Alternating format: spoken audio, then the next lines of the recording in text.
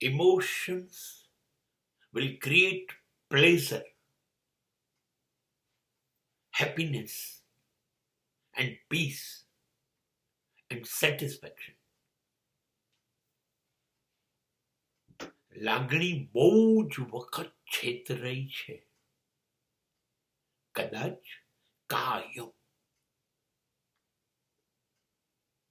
છેતરાઈ જવું એ લાગણીનો સ્વભાવ છે. કારણ કે લાગણીને એ ખબર નથી પડતી કે સાચી દિશા કઈ.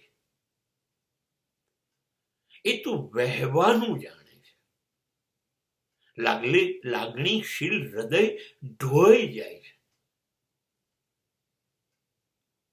કોના ઉપર લાગણી કરવી ને કોના ઉપર લાગણી ન કરવી એવું હૃદય વિચારતું નથી. એની પાસે બુદ્ધિ જ નથી, તો એ વિચારશે કેવી રીતે?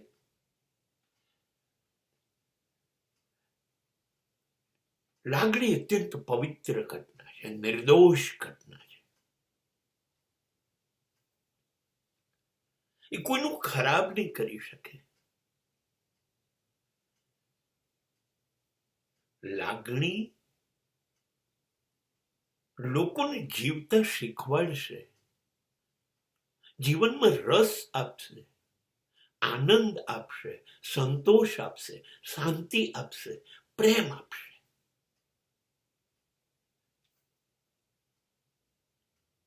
અને લાગણીથી જીતાયેલા માણસો એ કાયમ તમારા રહેશે. હા, સમાજ બદલાતો જાય એટલે કદાચ એવું બને તમારી લાગણીઓની કદર ન થઈ હોય, તો એમાં તો વાંક આપણો છે. આપણને ખબર ના પડી કયા પાત્ર ઉપર આપણે લાગણી દર્શાવવી, એ આપણને સમજ ના પડી.